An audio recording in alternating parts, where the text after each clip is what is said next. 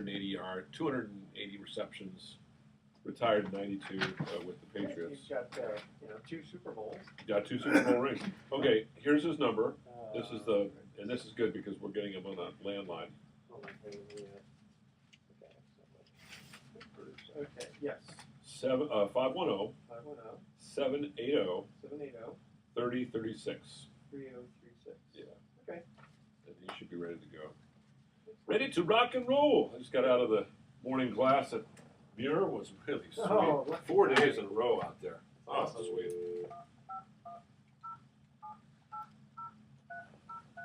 He also played in USFL, I noticed. Yeah. He was with. I'd like to ask him about Yeah. comparison. Yeah.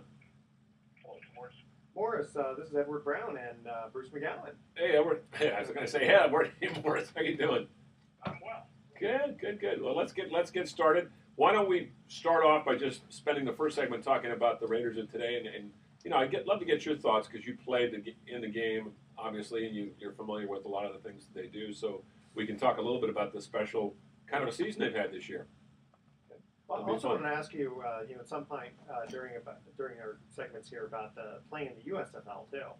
That was kind of an interesting era. Now, when did you play in the USFL, Morris? I was going to say, that's going to be a real quick conversation. Yeah. Just 1 year?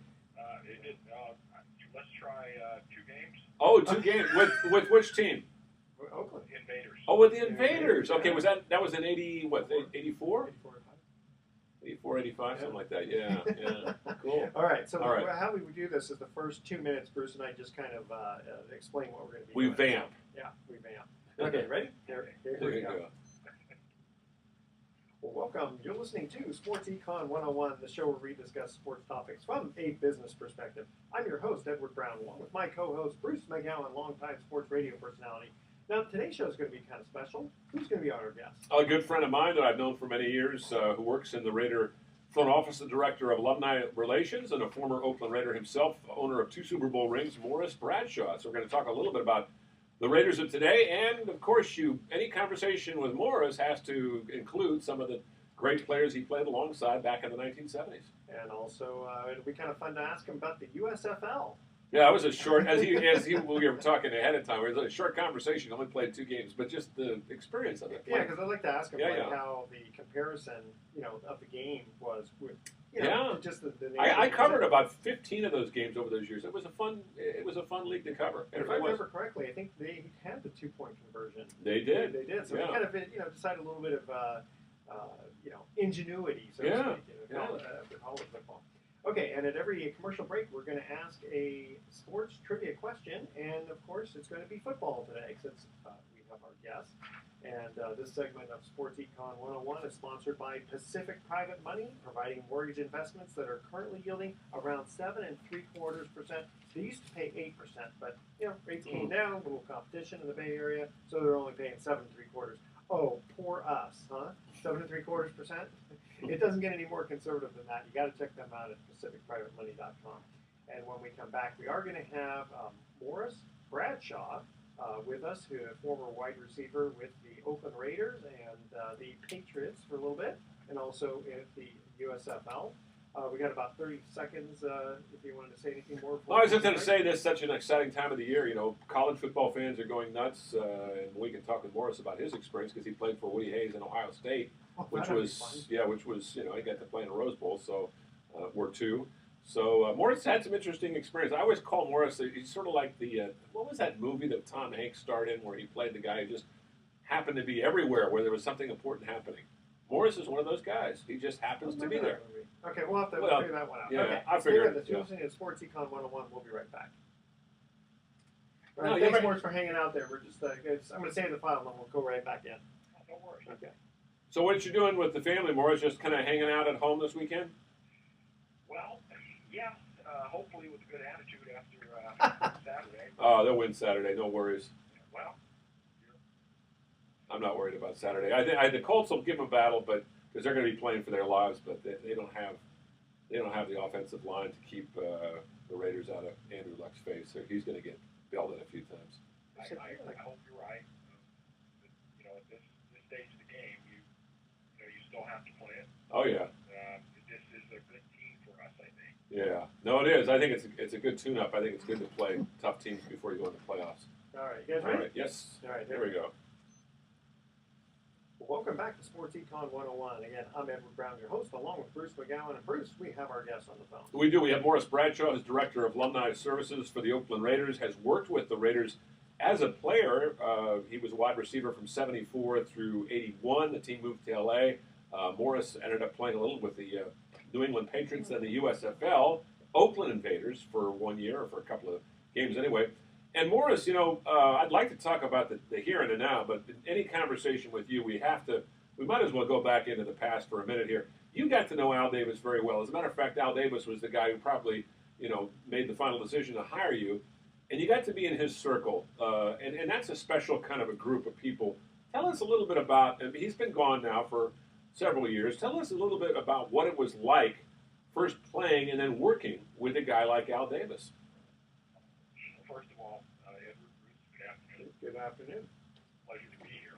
I don't know if I would call it an inner circle or what have you. I have been here for a while. It's been a great experience for me. I've learned a lot, both professionally and personally. I would say, I think, without getting into too much trouble, most of what you probably heard probably is pretty close to the truth. About Al Davis, you're talking about, yeah. As I said, it was just a great learning experience for me, both for my professional career, both on the field and off the field, but also for my personal life. Yeah. And the Raiders and my association with them over the last 27 years, and then here in the front office, and then I had the honor of playing for the team for 8 years. And my family, it's afforded us a great deal of stability with our kids and grandkids now. So it's rather than getting into some of the more colorful and glamorous stories that from my experience, it's just been great. Well, I was going to ask you, Morris, do you make comparisons at all? Like, when you were playing with the guys, Stabler and all that, and then, with the guys now, do you do that a lot? Sure. I call it bar talk. Bar talk, yeah. I mean, in reality, it's very, very difficult to make those comparisons. The game itself, players, everything has changed. The game's played a little differently today than it was, when I played. I'm not saying one's better than the other. I'm just acknowledging that it's different. I mean, one of the things we have talked about before is that nowadays players are they're 300 pounds and yet they're fast, and yet bones still are only so big and they get broken pretty easily, and I think that's one of the reasons you see a lot more injuries now. Well, maybe I don't know if we're actually seeing more injuries, or if we're just hearing about the injuries that we're already Good hearing. point. Yeah. The information that we get now is omnipresent. It's always there. And before, Bruce, I know you remember Monday Night Football. You didn't have the news outlets. We didn't have the internet. You didn't have access, and so these things. Monday Night Football was when you had a chance to report on what happened on Sunday, and now you get injury reports and things of that nature. So I don't know if the speed of the game, players are any different. Hitting harder, bigger, faster. The game is what it is, and I know some of the guys that I played with. We had a gathering in training camp last year. We had about 92 of our former players that came and spent a day and a half with us, and quite a few of them made a comment that, man, if we practice like you guys are practicing today, man, we'd still all be playing. Yeah. and again, I wasn't trying to be any kind of disparaging or anything like that. No, I understand. It's just hard, I think, in reality, to make comparisons. But as I said, we all do it, and I would say that our 76 championship team, the finished 13-1, was just as good as the 80 team that finished 11-5 and was a wild card team. But at the end, when you look at both teams, there's no comparison. They were two totally different teams.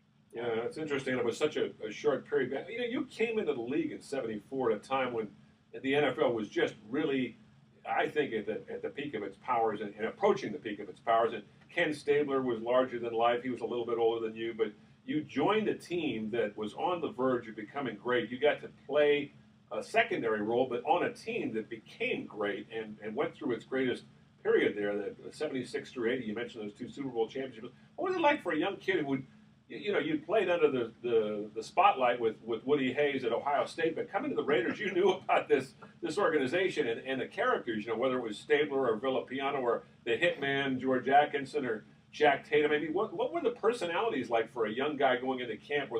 Did they kind of intimidate you at first? Were they very welcoming? I mean, do you have any good little stories or insights on players that you befriended and you were kind of surprised to become really good friends with? Well, yeah, it was a little bit intimidating walking into seeing guys that you had admired on TV, and all of a sudden, you know, they're standing in front of you. And I think I don't know how other guys would approach that. But, I had an internal battle of, you know, was I worthy of being in the presence of these great players? And I think that becomes the challenge. And you know, eventually, you have to come to grips with it. That if this is what you want to do, and you want to be a part of this, then you can't be in awe of the players, the game itself. There was, and I will admit, you know, that first Super Bowl, which was my third year in the league, you know, I really didn't have a sense or an idea of what was at stake or what was going on. I came into a winning organization. My rookie year in 1974, we finished the regular season 12-2. Second year, we were 11-3. We only played 14 games then. And then my third year, the Super Bowl year, we were 13-1. So I thought that's what you did all the time. All the time, and we were in the AFC Championship game those 3 years, one game away from the Super Bowl. Well, I was going to say, before that, you were at Ohio State, and they were always in the top 10, and they were always in a postseason bowl. So you probably grew into this thing maybe from high school. Was your high school team that good too? Not really. No? On my senior year, our high school, I think we finished 5-3 and 1, something like that. That had been the best record that our high school team had posted in probably a decade. So you know, I happened to be a good player, good athlete. Went to Ohio State and continued in that vein. And the Raiders obviously saw something gratefully, and I'm grateful for that. And I was able to come here and you know, be a contributor. That's one of the other things I learned working here, playing here, that you know, you're going to have your frontline guys and your stars. But you know, Mr. Davis taught me anyway, how to appreciate, you know, front office, how to appreciate support staff. And you know, it takes an entire company, an entire organization to win a Super Bowl. And I think that's one of the reasons you can't, you know, be too much in awe of these people is because you were chosen, right? I mean, you didn't just like pay money to you know, they looked at you and they said, hey, you know what, this guy's good enough to play on our team, right? Well, yeah.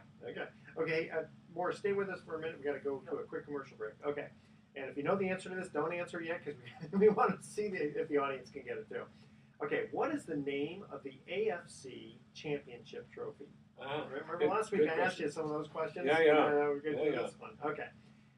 So email edward@sportsecon101.com the answer to this question. What is the name of the AFC Championship Trophy? All right, stay with us. You're listening to Sports Econ 101. We're going to be right back. And I know Morris knows the answer to that one. I know the answer to that one. It's the Lamar Hunt Trophy, isn't it, Morris? Good job. Yeah, That's I think it really is. good. That's what it is. Yeah. Your listeners are probably listening right Going, what? What? Never heard of What's that. going on? You know, they Hey, I'm have- curious, Morris. You know, when you went to Ohio State, Tatum was a senior when you were a freshman, then, huh? But you didn't get to play on that team because in those days they didn't allow freshmen on the varsity team, right? Correct. Okay. We refer to ourselves as their mobile dummies. Did you get to know Jack pretty well though in college, or did you get to know him better as a pro? I would think. I got to know him better out here. Yeah, I was going to say because you were with him a lot longer out here. Yeah, and he was a senior and I was a freshman, so you didn't really hang out. Yeah, is it okay? I'd love to just get a thought or two about Jack Tatum because he's kind of one of those quiet people you don't hear much about. And maybe you can tell us a little bit about his personality. Call me assassin. They call me assassin. Okay. All right, ready? Here we go.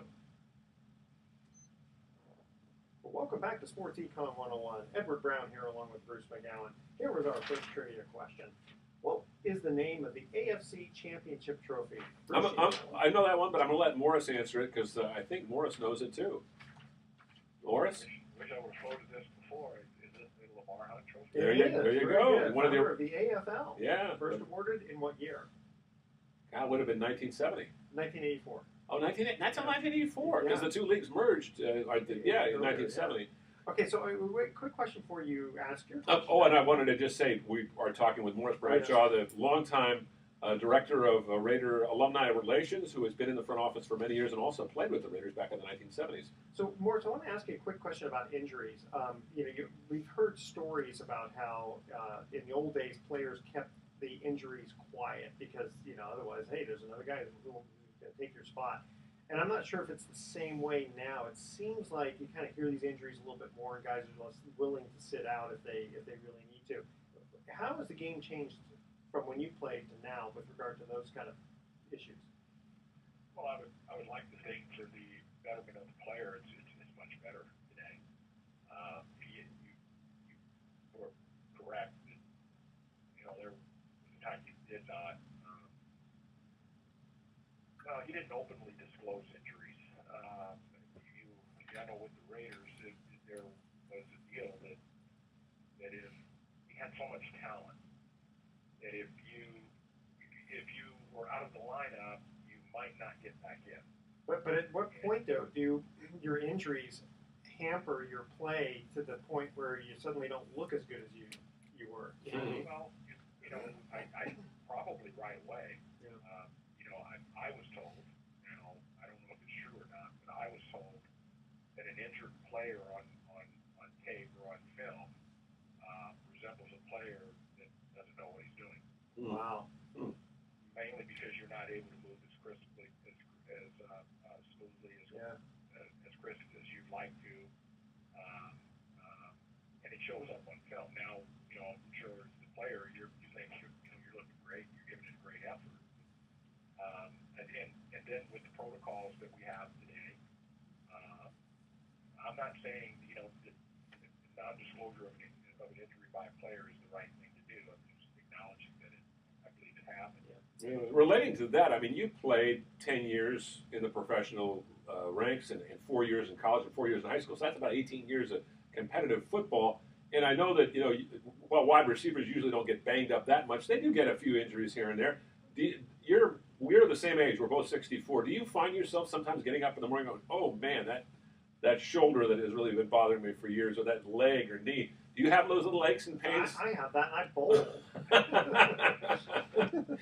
Well, for a while now, I have two artificial hips. Ooh. And I had the last one was replaced about 8 years ago. And right now, though, I've been pain-free, thank you, for a number of years. I don't know, I don't pay much attention to it, Bruce. I do have, little aches and pains here, getting up out of a chair, and a lot of it depends on what I've been doing physically that day. But nothing debilitating is what I'm saying. No. Yeah. You ever worry about the dementia thing? Because so many players have concussions. I mean, I was talking to George Atkinson the other day. George played in your era, and he played for 10 years, and he had a number of concussions. And George says he's suffered from CTE for several years, and he says that sometimes he'll get up in the morning and he won't even remember what he had for dinner last night. He won't remember what he said to his wife. You know, he says it's really disturbing. You haven't had those kind of symptoms, but I imagine some players that are about your age are going through that right now in real subtle forms. Yeah, it is unfortunate.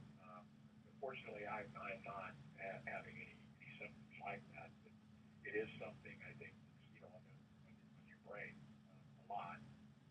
I think you have to. The evidence is there. Yeah. There are guys out there that are in pretty bad shape. I will say that I think the efforts that the league is putting forth today is the right thing to do. The concussion lawsuit has been settled, and guys should be able to get some type of relief here in the immediate future. I think that's a good thing. Is it perfect? Probably not.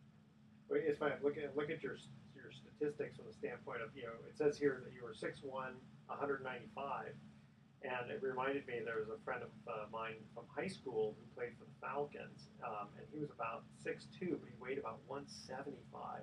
And he was a wide receiver. Who is this now? Stacey Bailey. Oh, yeah, And, good ball player from Nevada High, from Terra Linda. Terra Linda High, yeah. But it's funny because we'd watch him on TV, and he could never go down the middle. I mean, I think maybe I saw him once. Otherwise, he'd just get creamed.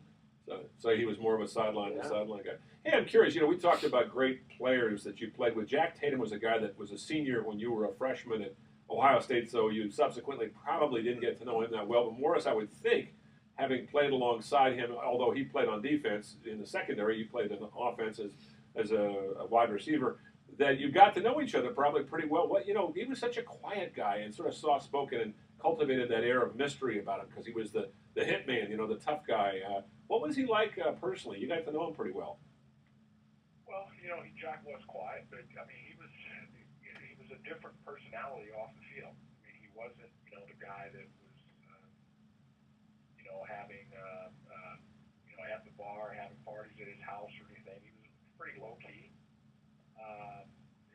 We also came, up in an era of playing football, high school, college, and professionally. The attitude, the perspective, I think, that we all had on it was much, much different. I mean, here with the Raiders, it was truly war, every Sunday. And when we won, it felt great. When you lost, it felt awful. And Jack played that way. He went on the field. He was a true warrior. He was admired by a lot of players, and his style of play was admired. Attitudes, as far as the physicality of the game and how the game was played, as we all know today, have changed. And I think that's for good. It's good for players to be protected on the field and on the sidelines, and to have observers. I think for the health of our players. Yeah. I can imagine Jack if he played today, he'd be very frustrated every night. He would have had to have changed his game. Yeah. But understand that the way he played was encouraged. Mm. Yeah. And you had guys that came along, after Jack, Ronnie Lott, heavy, guys that were known as heavy hitters. And I think if you ask any of them, who they modeled, they would all say Jack Tatum. Yeah, Charles Woodson kind of reminds me a little bit of him, although he's much different kind of a player. But Charles had that ability to just, hit a guy and really make him think twice about getting up and going back out there. Because, that's part of the game that, to me, you can't take that out of football, and yet that's part of the game that makes it such an appealing and yet kind of there's a morbid fascination of people watching this incredible, collisions between players where people are getting hurt, but it's part of the excitement of the game. We watch Lions eat people. Yeah. That's true. Yeah. And I think somebody called it entertainment. Yeah, that's right. It's a supposed civilized nation. Well, and I say that's the start of a declining civilization is when you get spectators rather than players, right? And they used to get 300,000 people watching the Coliseum. Oh yeah, races yeah. It would have been interesting to check that out. I wonder what the sportscasters were like in those days. And he bites off an ear and then, no, I'm just kidding. So, Morris, I want to ask you, because toward the very, very end of your career, you played in the USFL. I know it was for a very, very short time, but how was the game different? Well, it was the USFL. It was very different. It was a new league. I think that there was a question of talent at that level. And in comparison to the NFL, there was talent because many of these guys either played college or had careers in NFL teams as I did. But it was a different game. It was. I don't even know. I was only with the Oakland Raiders for 2 regular season games, so I don't know how much of it I actually experienced and saw. I know we just got crap beat out of us in our first 2 games. I can't remember what year that was. I think it was 84, maybe. 84. Yeah. And again, I think looking back on it now mentally, I was removed. I think I was beyond football at that point. Yep. And it was an opportunity that presented itself. In hindsight, I'm glad I did it because I got it out of my system. I've never really looked back at it. It did take me a little while to transition. That's a whole other topic, but it's been it's afforded me very, very well in my position today as far as helping me to understand what some of our guys are going through. Or to better understand. Okay, Morris Bradshaw, stay with us if you could for just one more small segment, okay? Sure. All right, great. Thank you so much. Okay, so we're going to cut to another commercial break here. And because this is not the hardest question in the world, I'm going to go a little deeper with it, all right? So first, you have to answer the question, what is the oldest bowl game? We're talking college, Okay, obviously. Okay, sure. the oldest bowl game. Okay. When was it played? Okay. And what was it first called? Well, that's a good one. Because I'm pretty sure you know the first part. Yeah. Okay, stay with us. Sports Econ 101. I'll be right back. All Always got to keep these guys entertained, you know? No question there. Who's going to be the guy that lights the torch this weekend, Morris? I don't know if I'm at liberty to say. Oh, okay. But it's someone that you know very well. Oh, good. I just get such a kick out of seeing the old guys when they come to the game and do that. I think that's a great little tradition you guys started a few years ago. Well, thank you. It has grown into that, and it has also grown into a very prestigious event. Yeah. Just very quickly, Bonnie Johnson, who was with our 11 team, not the last game, the game before. Right. And Bonnie was overwhelmed. Yeah, no, I saw he was. Yeah, That's great. He was a good player. People forget Monty was a very good player. I hope that the fans appreciate. I think this they do. Because, I mean, just all the older players. Because my family, we were huge Raider fans in the late '60s, all through the '70s and early '80s. When they went to LA, it was really hard. We just kind of said, okay, that's it. They're not the Oakland Raiders anymore. But I would hope that the fans nowadays, they can still kind of relate back. And, I think that because of that special time, I think that the older fans, especially the younger fans, had been told by the older fans so much that they just sort of it's almost especially winning a couple of Super Bowls. Yeah, definitely. All right, you guys ready? Yes, sir. All right, here we go. All right, let's start this off. Welcome back to Sports Econ 101. One more time, I'm Edward Brown, your host, along with Bruce McGowan. Here was our second trivia question. What is the oldest bowl game? When was it played? And what was it first called? Well, I bet you Morris played not in the oldest, Yeah. not the first one, but I know I bet you he played in the bowl game that's considered the oldest, and that would be. Am I wrong? Is it the Rose Bowl? It is the Rose Bowl. Okay, and Morris, you did play in the Rose Bowl, right? Yes. Okay, a couple times, right? Couple times. Couple times. Man, you just I want to follow you around life. You're always on these winning teams. I know. By the Jeez. way, when we get Yeah. after we answer this question, I do want to talk about Woody Hayes because the Oh, only thing I remember yeah, about yeah. him was tackling a guy. Charlie Bauman. Yeah, Yeah. that's the only thing I remember. I think it was a player on the other team from Clemson. It was. Yeah. Yeah, because He clotheslined him. Yeah. He was. Clotheslined I think it was an interception running back Yeah. for a touchdown. He Yeah. goes, "Hey, if no one's going to stop him, I am." Yeah. He was about 70 years old or something at the time. Okay, so when was the Rose Bowl? First play? First blow. I'm going to say right around the turn of the century. Yeah, 1902. Very good. 1902, Okay, yeah. what was it first called? God, that's. Do you have any idea on that one, Morris? You played in it. I mean, they I talked. really don't. Yeah. Called the Tournament East-West football game. Oh, I never would have. I never would have guessed. Michigan beat Stanford 49-9. Oh, wow. And the first game to be called the Rose Bowl was in, I have here 196. And I think it was 1916. I think. 1916. That sounds about right. Washington beat Brown. Oh, okay. Well, we got Morris Bradshaw, the director of alumni relations for the Raiders, a longtime front office person, also played with the Raiders. And Morris, I got to ask you, you played.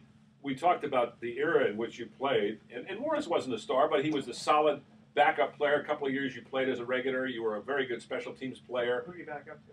You had Fred Biletnikoff and Cliff Branch. I mean that must have been tough because not being able to get that many opportunities, but you got to be on the field for some great moments.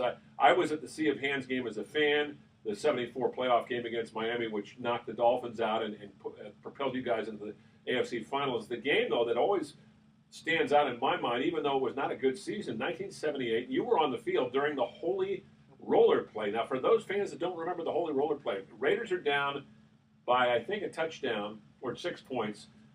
There's about 10 seconds to go. They have the ball at the 30-yard line of San Diego. In San Diego, Stabler is rushed out of the pocket, hit, fumbles the ball rolls loose. Pete Banaszak, a backup running back, picks it up, fumbles it, it rolls to the goal line, and Dave Casper recovers it. Touchdown, and it's ruled a touchdown. It was this most bizarre play, and I was at this game, Morris. You were on the field. What was that like as you're watching that whole thing? That must have just been kind of surreal because you're probably saying to yourself, did this really happen? I don't think the fans believed it. I was on the opposite side of the field. And looking back on it, I always said, fortunately, I was on the opposite side of the field because caught up in the moment of the game, it was fourth down, and that was the end of the game, last play. And I just keep thinking that had I had a chance to recover that fumble in the playing field, I probably would have just fallen on. Sure, that's a natural. That I did something great, but the game would have been over. So I think it was very good for the Raiders that day.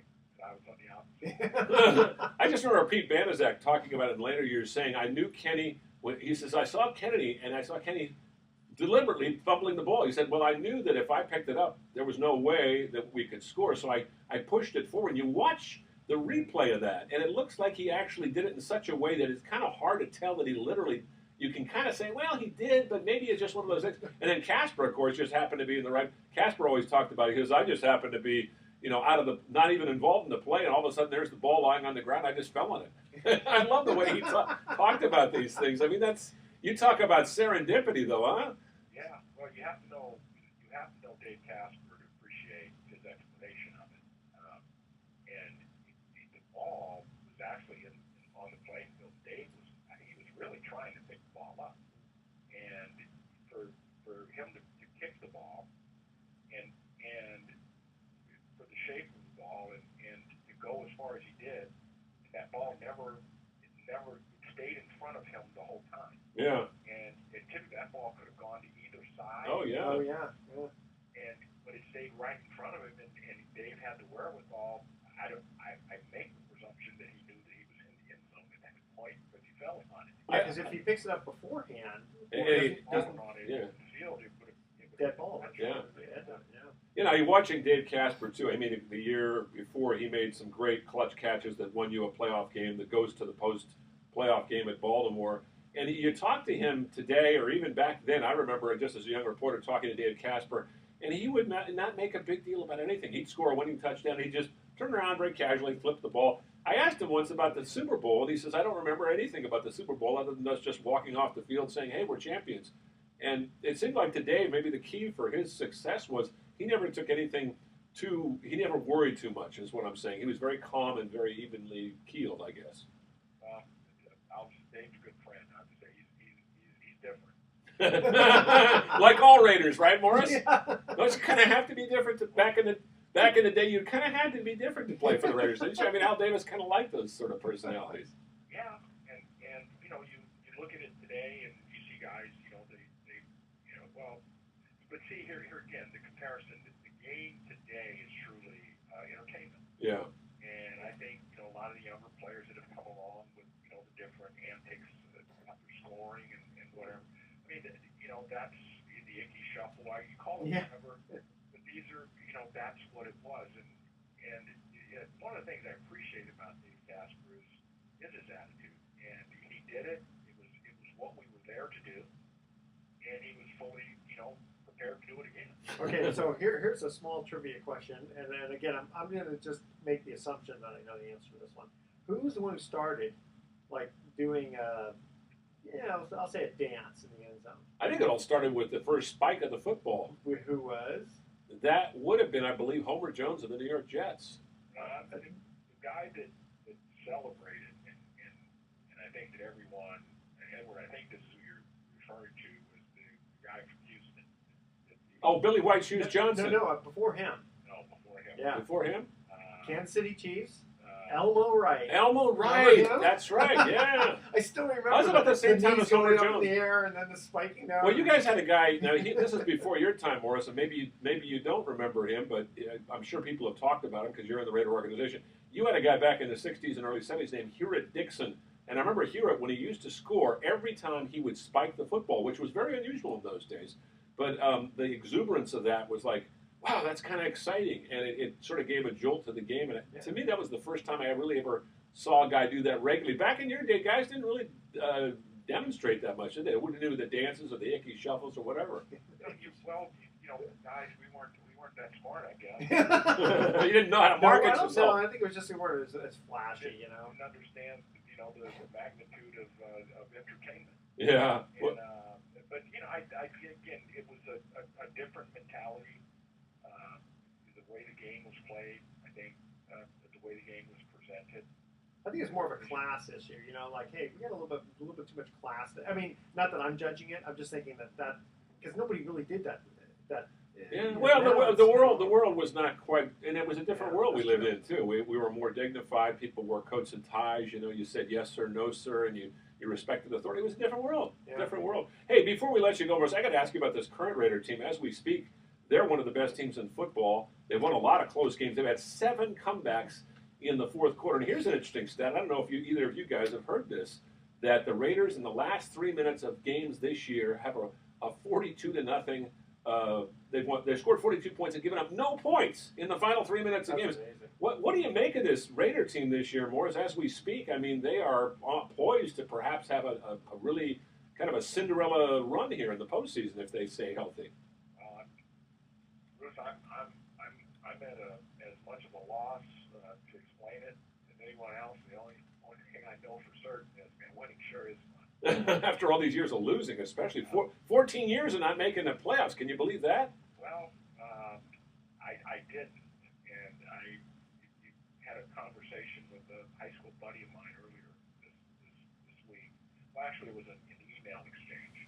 He was congratulating, you know, the Raiders and getting back into the playoffs.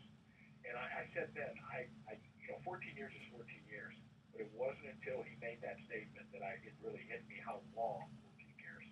Yeah, it goes by. It's well, as we get older, it goes by faster. But still, you're involved with the Raiders. You know, going back into the 1970s, you had some time away from the organization, but much different organization now than it was then. And yet the similarities are that they're building a winning culture again now with 7 guys going to the Pro Bowl. That's kind of a neat story. 7 guys, and a lot of them you don't hear about that big offensive line with guys like Rodney Hudson and Kelechi Oselemi and Donald Penn. But that seems to be the key. It's kept Derek Carr, their bright young quarterback. It kept his uniform clean, and that team has been able to score a lot of points because of it. Oh, yeah. Well, the formula that I was taught, guys, I came to the Raiders on, you know, for winning football games, and I still subscribe to it today because it's fundamental. And that is that, you know, the football games you won and lost at line of scrimmage, both offensively and defensively. And you know, unless you control that piece of real estate, not much is going to happen for you. And we've lived through that. We've lived through the quarterback situation. We've lived through the coaching situation.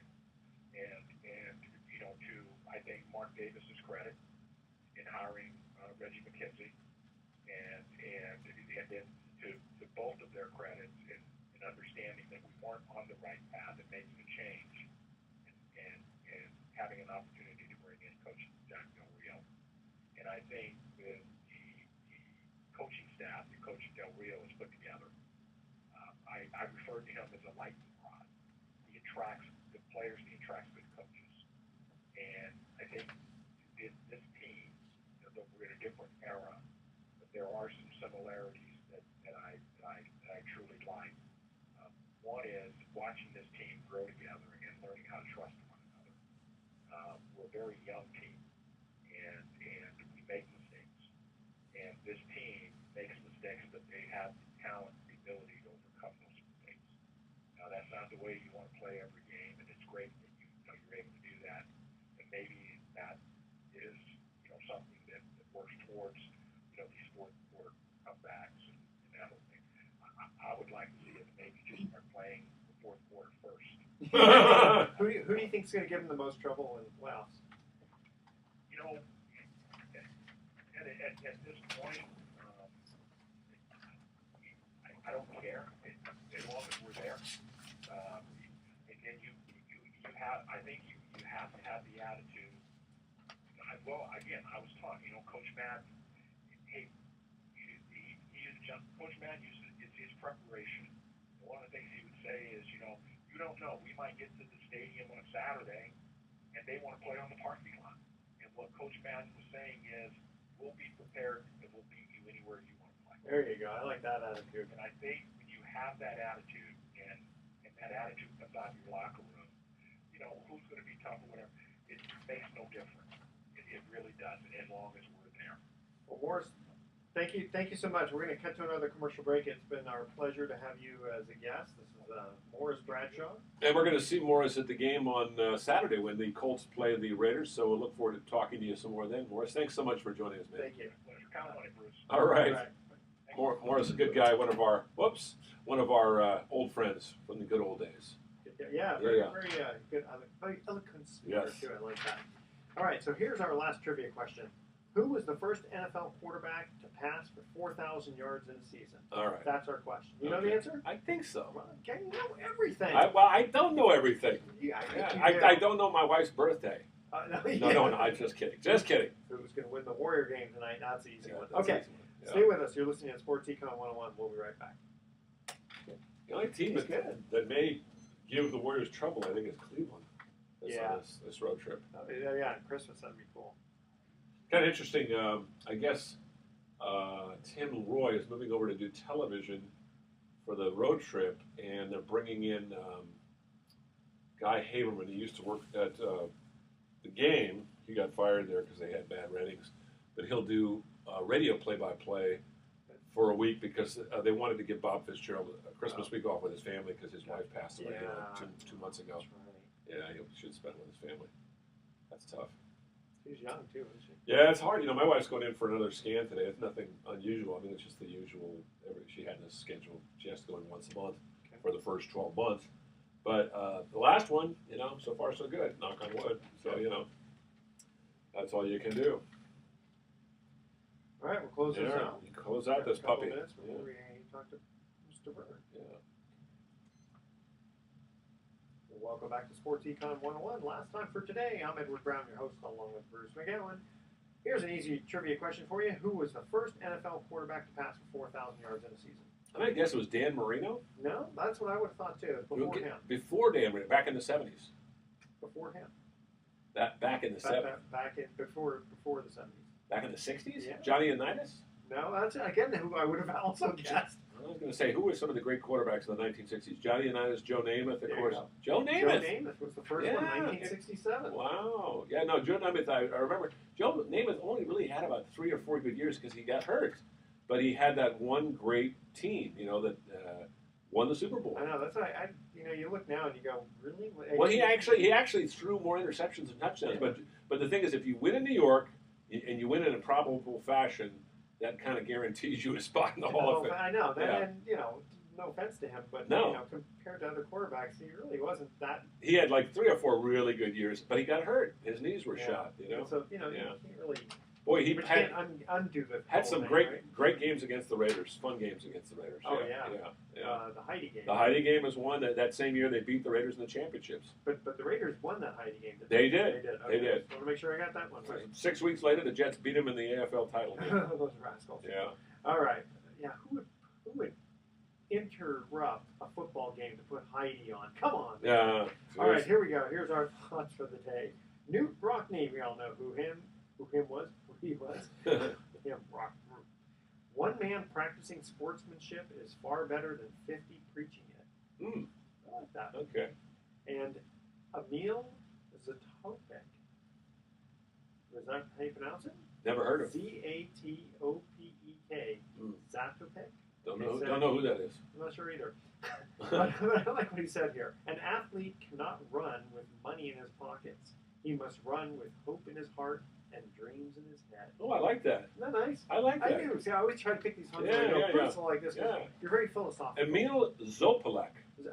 Zatopek. Maybe he's some kind of Olympic runner from France or something. Probably something like that. Yeah. Okay. Back in like the 1920s. We'll have to look them up. Yeah. All right. Tune in next week to Sports Econ 101. We're going to be discussing sports topics from a business perspective and asking more sports trivia questions. Thanks for listening. On behalf of our team, I'm your host, Edward Brown. We'll see you next week. Good night, America! So long. Take a quick run to the bathroom, and then we'll get Vernon. You know his number, right? I guess I do. He's ready to go. I assume do you have to call him at home or on this?